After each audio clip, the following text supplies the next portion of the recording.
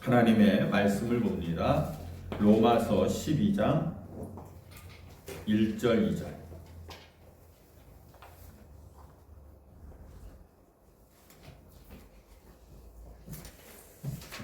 두 절이기 때문에 하나님의 말씀 로마서 12장 1절 2절 다 같이 우리 읽겠습니다. 그러므로 형제들아 내가 하나님의 모든 자비하심으로 너희를 권하노니 너의 몸을 하나님이 기뻐하시는 거룩한 산 제사로 드리라. 이는 너희가 드릴 영적 예배니라. 너희는 이 세대를 본받지 말고 오직 마음을 새롭게 함으로 변화를 받아 하나님의 선하시고 기뻐하시고 온전한 뜻이 무엇인지 분별하도록 하라. 아멘. 우리가 사는 세상은 변덕스럽습니다. 그리고 아주 불안정합니다. 어제의 성공이 또 오늘의 실패로 이어지기도 하고요. 또 아무리 좋은 계획도 예상치 못한 어떤 외부의 환경 때문에 변수가 있어서 무너지는 것들을 우리가 봅니다. 그러나 여러분들, 신앙의 원리, 즉 하나님의 말씀은 영원히 변하지 않는 검증된 진리인 줄로 믿습니다. 아멘. 하나님의 말씀은 변하지 않는 진리라는 거예요. 그래서 여러분들, 말씀은 마치 시험 운행을 마친 그런 설계도와 같다, 이렇게 말씀을 드립니다. 새 자동차가 출시가 되려면은요, 그 설계도대로 다 만들어 갖고 최소한 6개월 이상을 도로에 나가서 시험 운전을 해본다고 합니다. 그래서 특별한 이상이 없으면은 이제 출시가 되는 겁니다. 그런데 하나님의 말씀은 수많은 세대를 거치면서 그 어떤 세대의 시련 속에서도 변함없이 성도들의 삶을 지탱해온 유일한 그런 기초인 줄로 믿습니다. 그래서 믿음은 그 설계도에 대한 전적인 신뢰인 거예요. 우리 앞에 당장 보이지 않더라도 하나님께서 능히 행하실 것이다 라는 그런 확신을 가지고 그 말씀대로 행하는 것이 바로 믿음의 원리인 것입니다. 이 원리대로 우리가 행동하는 사람들에게는요, 세상의 어떤 상황이나 여건이 더 이상은 그들의 마음을 흔들어 놓지 않는다는 것입니다. 그 믿음의 원리대로 행동할 때에 하나님께서는 어떠한 상황과 어떠한 변수가 있다 하더라도 그 말씀대로 이루시는 분이 우리 하나님이시다라는 것이 수많은 역사를 통해서 입증되었고 검증되었다라는 사실이에요. 중국 선교사의 아버지라고 불리는 이 허드슨 테일러의 일화입니다. 사역 초기에 극심한 재정의 어려움을 겪었다고 합니다. 선교 본부로부터 재정 지원이 끊겼고, 그리고 당장 선교사님들의 생활비나 사역비가 바닥이 난 상태였어요. 본부에서는 그런 상황을 지금 모르고 있었고, 그렇기 때문에 빨리 도와달라라고 끊임없이 요청도 할 수 있었지만은 이 허드슨 테일러 목사님이 기도하다가 이 로마서의 말씀을 읽게 된 겁니다. 이 11장까지, 1장부터 11장까지의 말씀이 복음의 원리를 이야기하고 있는 것입니다. 하나님의 절대적인 주권, 그리고 하나님은 신실하신 분이다라는 그런 복음의 원리를 그가 붙잡고 12장부터 나오는 몸을 거룩한 산 제사로 드리라라는 이런 실천의 원리를 그가 깨닫게 된 거예요. 그래서 인간적인 염려나 어떤 방법을 다 내려놓고 밤새도록 오직 하나님께만 의지하면서 이 재정의 문제를 내가 해결해야 되겠다라고 기도하기 시작한 겁니다. 그리고 다음과 같은 믿음의 행동을 이제 결단을 내립니다. 우리가 하나님께만 요청하고 사람에게 구걸하지 맙시다. 이렇게 이제 확신을 갖게 되었기 때문에 선교사들에게도 더 이상 어렵다고 여기저기서 손 벌리지 말고 오직 믿음으로 결단하고 하나님 앞에 간절히 간구하라라고 이렇게 권면을 했습니다. 이렇게 결단을 한 직후에 놀라운 일이 일어났는데 본부에서 선교 본부에서가 아니라 전혀 알지 못하는 예상치 못한 곳에서 재정 후원이 들어오기 시작했다는 거예요. 그래서 그 후원금을 바꿔보니까 모든 선교를 하고도 남을 정도의 그런 넉넉한 재정 후원이 들어왔다라는 것입니다. 여러분들 이런 허드슨 테일러 목사님의 선교사님의 이런 간증을 우리가 들을 때에 이 믿음으로 의롭다 하심을 받은 자가 상황과 어떤 여건을 초월해서 오직 말씀대로 행하는 이 행동이 삶이 무엇인지를 오늘 우리에게 단적으로 보여주고 있는 거예요. 정말 하나님을 믿는 자라면은 그 믿음대로 상황을 보지 말고 행동하라라는 것입니다. 그러면은 그 믿음의 원리는 반드시 하나님께서 삶의 열매로 맺혀주시겠다라고 약속하고 있는 것이에요. 여러분들 이처럼 이 신앙생활의 이 원리대로 우리가 행하면은요, 저는 확신하고 또한 여러분들에게 믿음으로 고백합니다. 어떤 상황과 어떤 여건을 초월하는 그런 만족한 삶을 하나님께서 우리에게 주실 줄로 믿습니다. 네. 그러면 이런 신앙생활의 원리가 뭐냐? 다른 게 아니라는 거예요. 주님의 말씀을 따라 믿음으로 행하는 겁니다.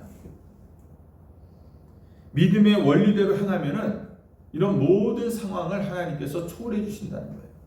여러분들 우리가 로마서를 지금 계속해서 보고 있는데 로마서의 1장부터 11장까지 지난주까지 본 11장까지는 신앙의 원리를 복음의 원리를 우리에게 설명하고 있습니다. 그리고 로마서 12장부터 16장까지는 이제 신앙의 실천 부분을 우리에게 이야기하고 있는 것이에요. 그래서 전반부는 1장부터 11장까지 우리가 복음의 원리, 이론이 뭐냐? 다른 게 아닙니다. 어떻게 하면 우리가 구원을 받을 수 있느냐?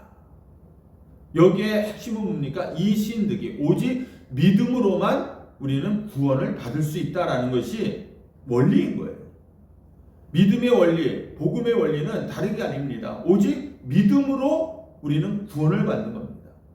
이 구원은 다른 곳에서 다른 방법으로 받을 수가 없다라는 것입니다. 구원은 오직 예수 그리스도를 내가 믿음으로 말미암아 얻는 줄로 믿습니다. 그리고 이 후반부 12장부터 16장까지는 복음의 행동, 실천을 얘기하고 있는 겁니다. 구원받은 자는 어떻게 살 것인가? 이런 복음의 원리를 깨닫고 내가 그 복음을 예수님을 믿음으로 말미암아 구원을 받은 자라면은 어떻게 살아야 되느냐? 여기에 관한 것이에요. 그래서 12장에서는 교회 생활, 13장에서는 사회 생활, 14장에서는 대인과의 그런 관계, 15장에서는 전도 생활, 그리고 16장에서는 축복 생활을 우리에게 쭉 정리하고 있습니다.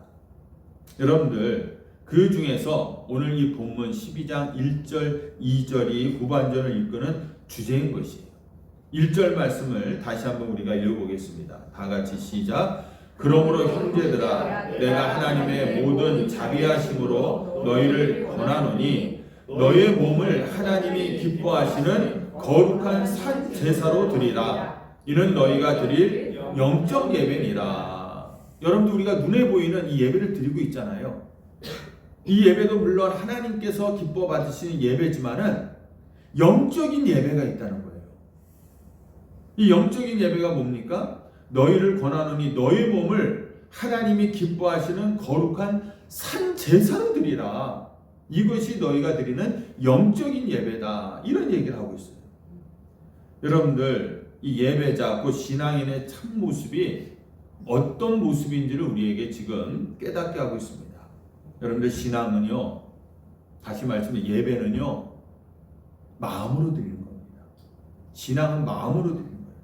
무엇을 하든지 먼저 마음으로 우리가 행해야 될 줄로 믿습니다.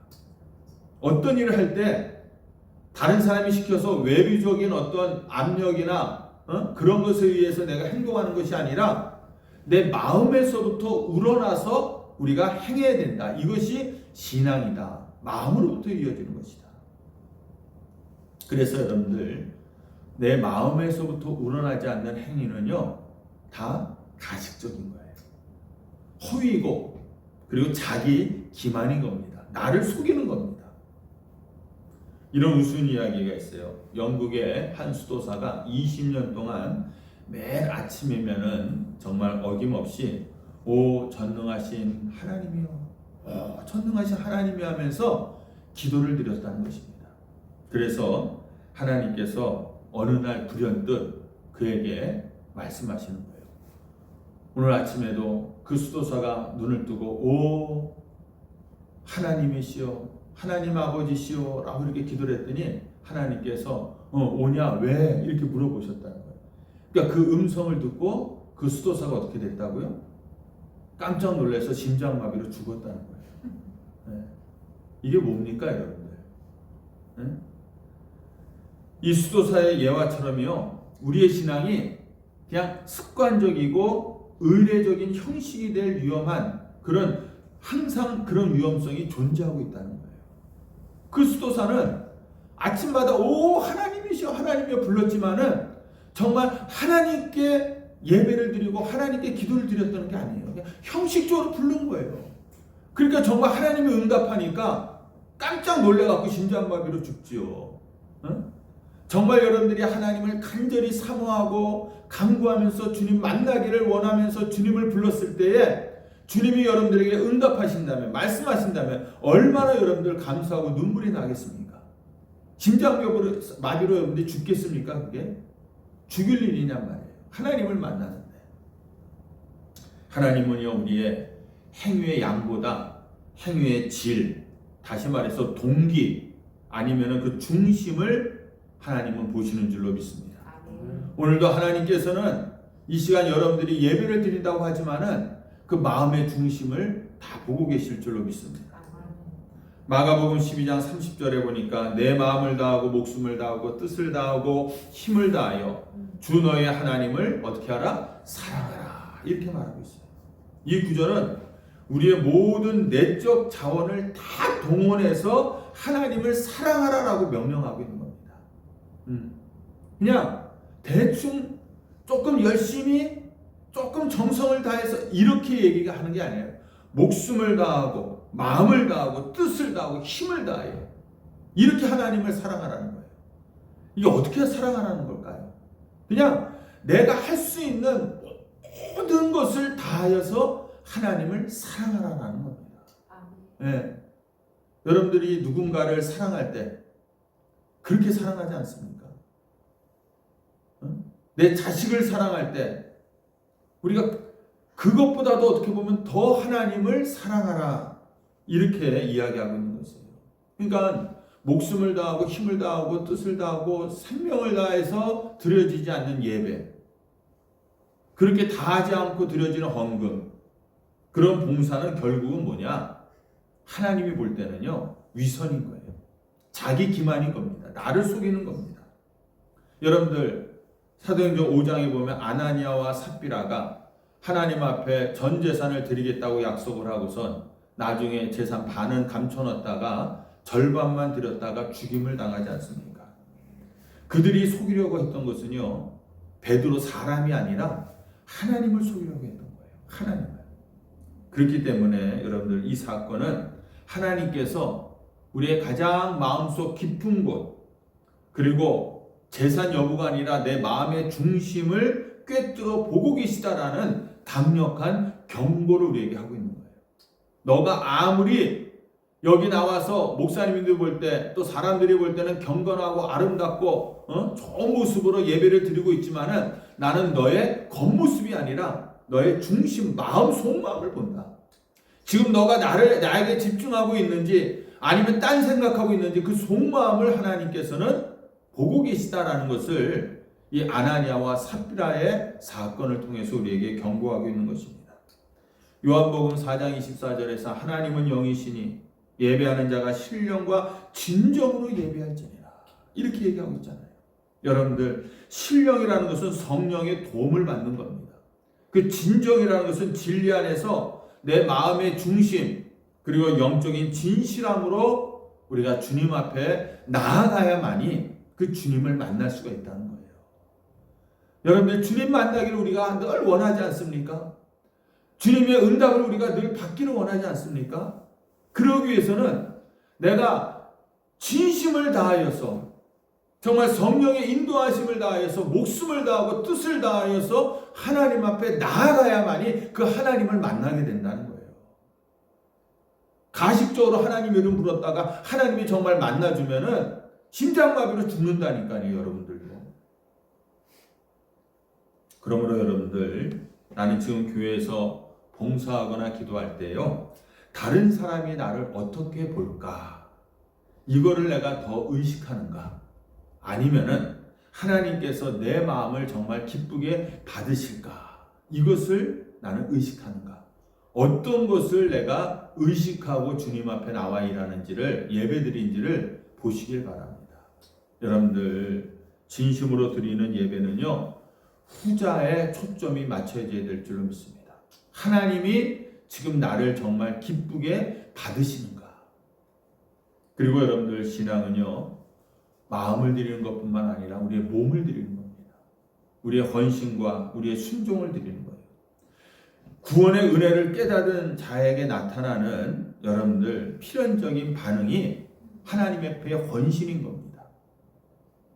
나 같은 죄인을 살리기 위해서 십자가에서 달리신 그 예수 그리스도를 믿는 자에게 값없이, 조건 없이 구원을 베푸시는 그 큰 은혜가 나에게 임한 거예요, 여러분들. 로마서 3장 23절 4절에 보니까 모든 사람이 죄를 범하였으며 하나님의 영광에 이르지 못하더니 그리스도 예수 안에 있는 구속으로 말미암아 하나님의 은혜로 값없이 의롭다 하심을 얻은 자가 되었다. 여러분들, 값없이 우리가 하나님의 구속의 은혜를 얻은 자들입니다. 구속의 은혜를 생각하면은요, 내 한 목숨 정말 주님께 내가 바치겠다는 이런 헌신의 마음이 안 일어날 수가 없는 거예요. 아니, 죽을 수밖에 없나? 죄 가운데서 허덕이는 나였는데 그런 영혼을 하나님이 값없이 나를 구원해 주시지 않았습니까? 그렇다면 내가 하나님을 위해서 뭔들 못하겠습니까? 우리가 받은 이 구속의 은혜는 우리의 존재 자체를 드려도 정말 부족할 만큼 큰 줄로 믿습니다. 여러분들, 칼빈이요 이런 고백을 합니다. 오 사랑의 주님, 하나님께 바쳐진 희생 제물처럼 나는 나의 심장을 하나님께 드립니다. 제 자신을 위한 모든 고려사항은 다 제쳐두고 하나님의 영광과 교회의 유익을 위해서 가장 좋은 것을 바라는 것 외에 다른 욕심은 전혀 없습니다. 난 하나님께 순종하기 위해서 나의 애틋한 감정들을 바치고 복종시킬 것이며 절대로 흔들리지 않으려 합니다. 이제 내 몸은 하나님께 드려진 제물이라는 거예요. 더 이상 그래서 나의 것이 아니라 하나님의 것, 주님의 것입니다. 이렇게 고백을 하고 있는 것입니다. 고린도전서 6장 19절에서도 너의 몸은 너희가 하나님께로부터 받은 바 너희 가운데 계신 성령의 전인 줄을 알지 못하느니라. 너희는 너희 것이 아니다. 이렇게 얘기하고 있어요. 이전에는 우리의 몸은 죄의 종이었다는 거예요. 내 것이라고 생각했지만 결국 죄의 종이었다는 것입니다. 그런데 우리가 예수를 믿고 난 이후에는 예수님의 핏값으로 사셨기 때문에 우리의 몸은 누구의 소유다? 하나님의 소유가 된 거예요.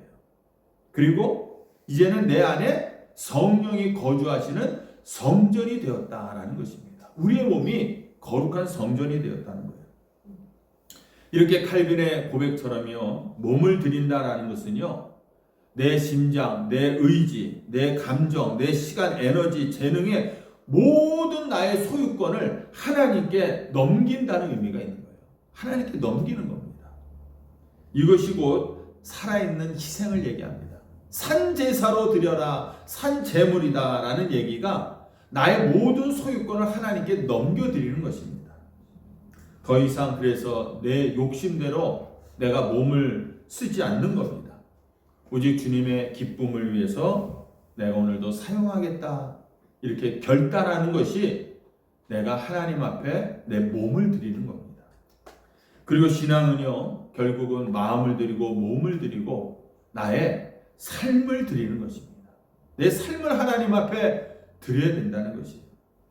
내 몸을 주님께 드렸기 때문에 이제는 내 것이 아니잖아요. 주님의 것입니다. 주님의 종입니다. CCC 그 선교단체를 창설한 이 브라이트라는 빌 브라이트라고 하는 그 목사님이 이런 얘기를 하고 있어요. 나는 하나님과 계약서를 작성했는데 그 계약서에다가 나는 서명을 했다. 그러면서 그 서명은 어떻게 했냐면 빌 브라이트라고 서명한 것이 아니라 예수 그리스도의 종 빌 브라이트 이렇게 서명하는 거예요.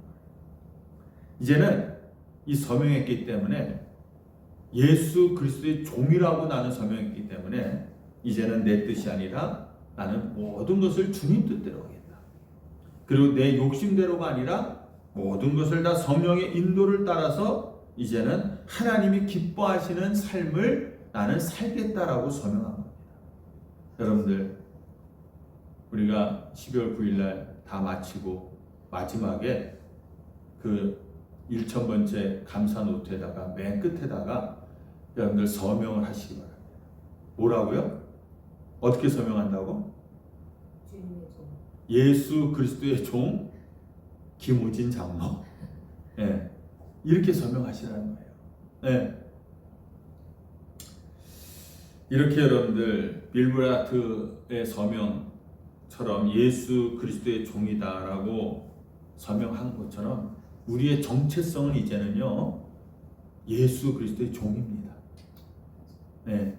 종이라는 이 단어가 별로 듣기 좋은 말은 아니지만은 사람의 종, 다른 것의 종이 되면 참 불행하지만은 우리가 예수 그리스도의 종이 되면은 그 인생은 복된 줄로 믿습니다. 그래서 우리의 삶은 하나님의 뜻을 실행하는 그런 현장이 되어야 되는 거예요. 종은요 자기의 삶이 없는 겁니다. 그렇죠. 종에게는 자기의 삶이 없어요. 그래서 우리는 주인의 뜻을 따라서 살아가야 되는데 그 주인이 바로 예수 그리스도입니다. 예수님의 뜻에 따라서 살아가는 자가 예수 그리스도의 종인 줄로 믿습니다. 에픽테토스라고 하는 그런 학자가 있는데요. 이분이 또 이런 얘기를 합니다. 세상의 어려움을 이겨내기 위한 해결책은 하나밖에 없습니다. 오직 진실한 친구인 하나님밖에 없습니다. 어디를 가든 하나님과 동행하면 어려움을 극복할 수가 있습니다. 하나님을 따르는 것이 하나님이 원하시는 것이고 하나님을 따르지 않는 것이 하나님이 원하지 않는 겁니다. 삶을 내가 드린다. 삶을 드린다라는 것은요. 모든 순간을 하나님의 뜻을 구하는 겁니다. 내 뜻대로가 없는 거예요. 모든 것들을 내가 삶을 결정하고 선택할 때에 항상 먼저 하나님 앞에 기도하고 하나님의 뜻을 구하는 겁니다. 그리고 그분의 음성에 귀를 기울이고 동행하는 겁니다. 동행하는 삶이에요. 매일 매 순간 하나님을 기쁘시게 하는 거룩한 산제물, 온전한 예배로 드려지는 삶을 보네포 목사님은 이렇게 얘기했습니다. 하나님이 보이지 않더라도 하나님 앞에서, 코란데오라는 뜻이 바로 하나님 앞에서라는 뜻이에요. 비록 하나님이 눈에 보이지 않지만은 마치 하나님을 내가 대면한 것처럼 항상 하나님과 함께 생각하고 의논하고 하나님과 동행하는 삶을 사는 것이다. 이것이 삶을 드린다는 것입니다. 이것을 깨달은 한 시인이 이런 시를 썼어요. 아침에 눈을 뜨면 주님 거기 계셨군요. 출근길 식구들과 인사하노라면 주님 거기 계셨군요. 횡단보도 신호등을 지나노라면 주님 거기 계셨군요. 피곤해 지쳐 한숨을 짓노라면 주님 거기 계셨군요. 텅 빈 사무실에 들어가노라면 주님 거기 계셨군요. 서산해지는 저녁 노을을 바라보노라면 주님 거기 계셨군요. 귀가하여 한상에 둘러앉아 만찬을 들고 있노라면 주님 거기 계셨군요. 하루를 마감하고 잠자리에 들면 주님 거기 계셨군요. 거기 주님 항상 함께 하셨군요. 그 시가 주님 거기 계셨군요 라는 거예요.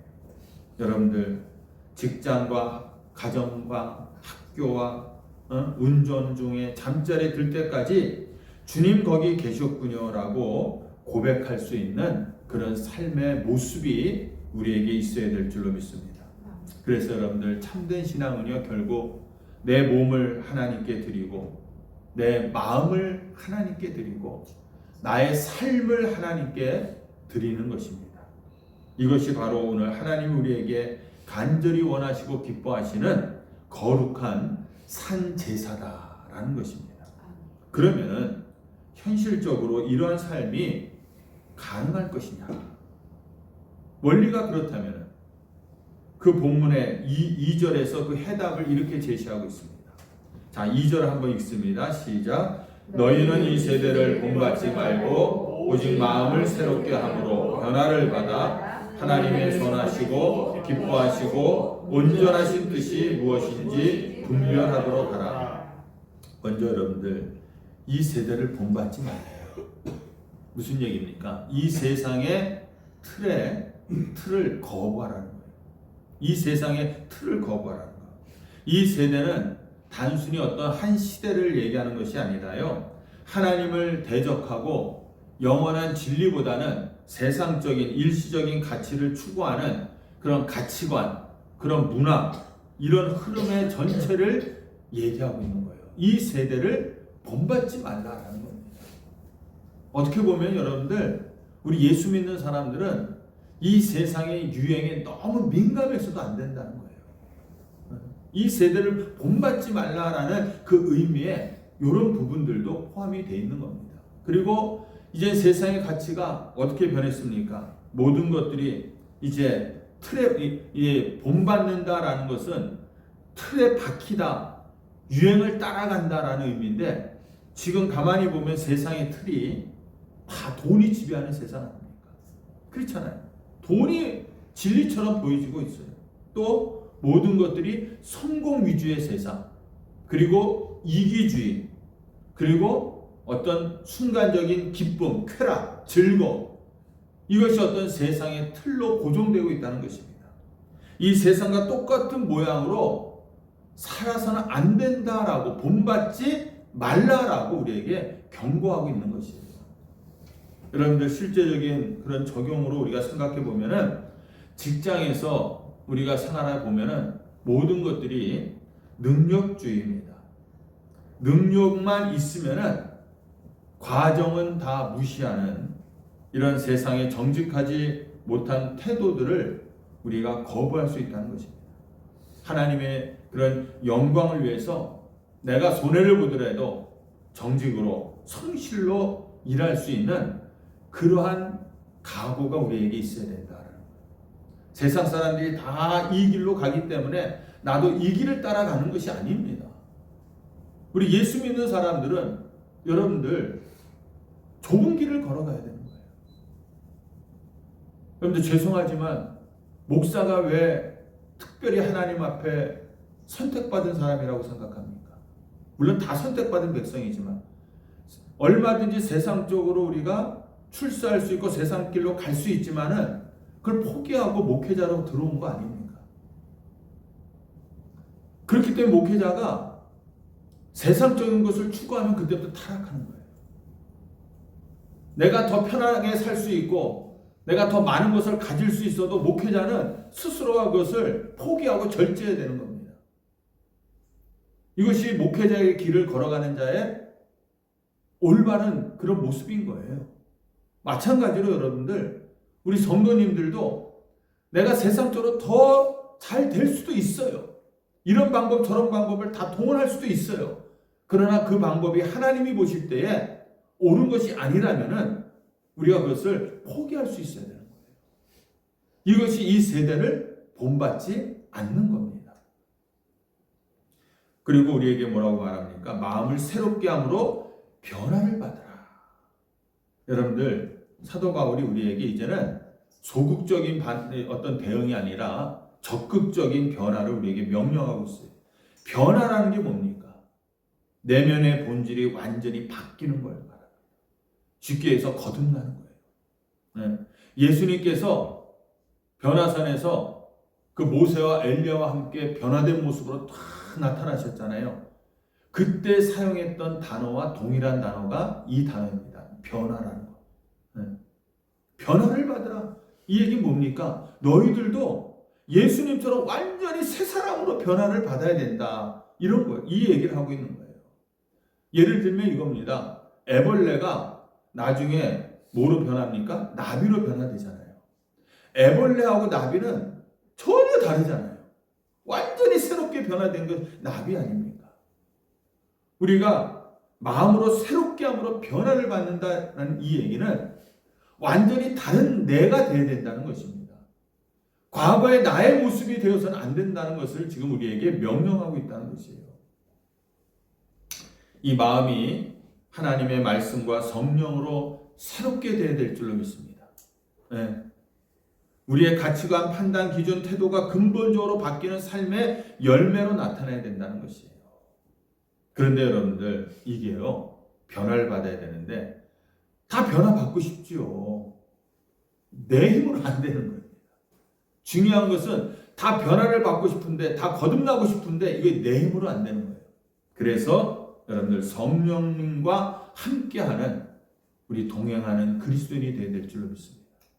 항상 우리는 성령님의 도우심을 받으면서 살아가야 되는 존재인 거예요.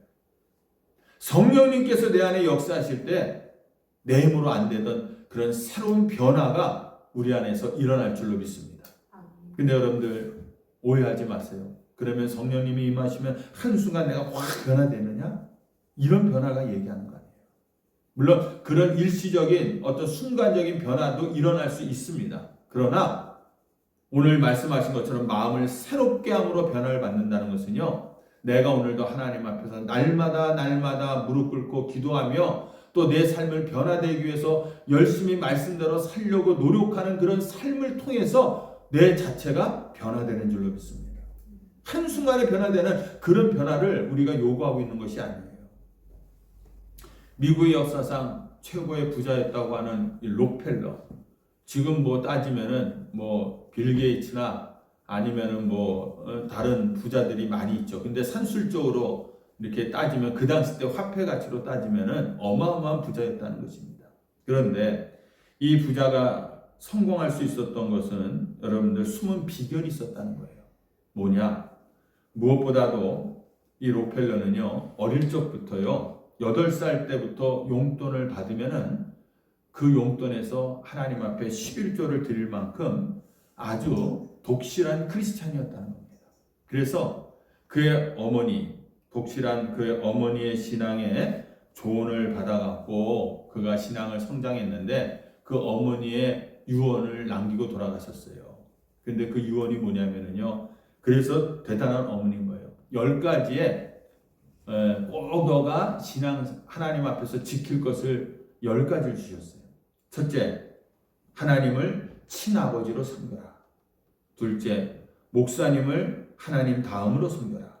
셋째, 아무도 원수를 만들지 말라. 넷째, 예배 시간에 항상 앞에 앉아라.